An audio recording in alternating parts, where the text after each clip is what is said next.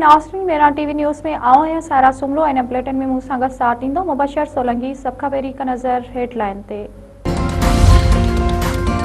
वफ़ाक़ी हुकूमत तकरारी केनाल ठाहिण जे होद ते क़ाइम। वज़ीर आज़म अॼु इजलास सॾाए वरितो। इजलास में नायब वज़ीर आज़म पाणी मनसूबाबंदी इक़्तिसादी मामलनि वारनि वज़ीरनि समेत अटॉर्नी जनरल शरीक थींदो। ग्रेटर थल केनाल, चश्मा राइट बैंक केनाल, थर केनाल, रेणी केनाल, चोलिस्तान ऐं कच्छी केनालनि जी तइमीर बाबति गौर वीचार कयो वेंदो। तकरारी केनालनि ख़िलाफ़ सिंध में शदीद रद्द अमल ऐं तारीख़ी एहतिजाज बैदि हुकूमत केनाल ठाहिण जो फ़ैसिलो वापसि वरितो हो। बलोचिस्तान जे वॾे वज़ीर सरफराज़ बुगटी चयो आहे त बलोच नौजवाननि खे प्रोपेगेंडा करे रियासत खां परे कयो पियो वञे। असांजी बका पाकिस्तान सां गॾु आहे। पाकिस्तान ऐं बलोच लाज़िम मज़लूम आहिनि। बंदूक जे ज़ोर ते पाकिस्तान ऐं अफ़गानिस्तान जो रिश्तो टोड़ न ॾींदासीं।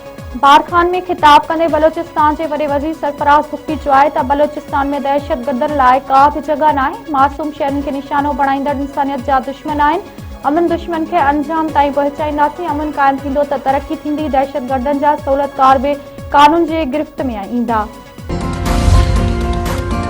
इतलात वारे वफ़ाक़ी वज़ीर पारां बानी पीटीआई जे पिम्स अस्पताल में मुआइने जी तस्दीक़ अता तारड़ चयो आहे त बानी पीटीआई बिल्कुलु ठीकु आहे। डॉक्टरनि जी तजवीज़ ते खेसि पिम्स अस्पताल आंदो वियो, जिते माहिरनि संदसि अखियुनि जो मुआइनो कयो। 20 मिंटनि जी तिबी कार्रवाई बैदि खेसि वापसि अडियाला जेल मुंतक़िल कयो वियो। इतलात वारे वज़ीर वधीक चयो आहे त तिबी मुआइने दौरान बानी पीटीआई बिल्कुलु सिहतमंद हो। कानून मूजिबि समूरनि क़ैदियुनि खे डॉक्टरनि ताईं पहुच ॾिनी वञे थी।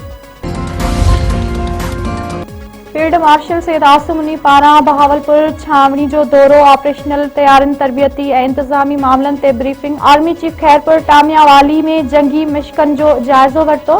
जदीद drones, electronic warfare, civilians technology जे इस्तेमाल जो मुज़ाहिरो ॾिठो। फील्ड मार्शल सैयद आसिम मुनी चयो त पाकिस्तान जे हथियारबंद फ़ौज हर क़िस्म जे ख़तरे खे मुंहुं ॾियण लाइ तयारु आहे। मुस्तक़बिल में टेक्नोलॉजी जंग जो रुख़ तय कंदी। मुस्तक़बिल में टेक्नोलॉजी जंग जो रुख़ तय कंदी। परॾेही वज़ीर इसाक़ डार जो ईरानी हम मनसब अब्बास इराक़ची सां टेलीफोनिक राब्तो। खिते जे तब्दील थींदड़ सूरतहाल ते ॻणती जो इज़हार। ॿिन्ही मुल्कनि जे परॾेही वज़ीरनि पारां वेझे राब्ते में रहण ते इत्तिफ़ाक़। परॾेही वज़ीर इसाक़ डार चयो आहे त मसइलनि जो वाहिद हल ॻाल्हियूं ऐं सिफ़ारतकारी आहे। गुल प्लाज़ा साने जी वधीक 12 पोतियुनि जी लाशनि जी सुञाणप मड़ वारसनि हवाले। CPLC मूजिबि लाशनि जी सुञाणप एंटी मोर्टम डेटा ऐं गुल प्लाज़ा में प्रूफ ऑफ प्रेज़ेंस सां कई वई।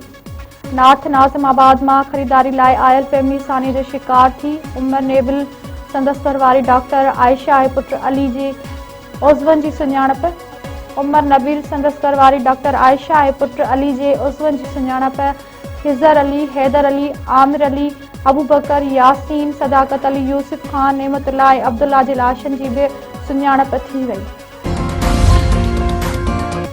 भारत में नीपा वायरस पखिड़िजण खां पोइ पाकिस्तान में हाई अलर्ट जारी। समूरनि हवाई अॾनि, बंदरगाह ऐं ज़मीनी सरहदनि ते सख़्त स्क्रीनिंग जो हुकुम। मुसाफ़िरनि जी 100% थर्मल स्क्रीनिंग ऐं तिबी मुआइनो लाज़मी करार। गुज़िरियल 21 ॾींहनि जे मुकमल सफ़री हिस्ट्री जी तस्दीक़ जी हिदायत। अख़्तियारनि जो चवणु आहे त क्लीनियर्स खां सवाइ कंहिंखे बि पाकिस्तान में दाख़िल थियण जी इजाज़त न ॾिनी वेंदी। सिंध जे सिहत खाते बि इस्पतालुनि खे अलर्ट रहण जी हिदायत करे छॾी।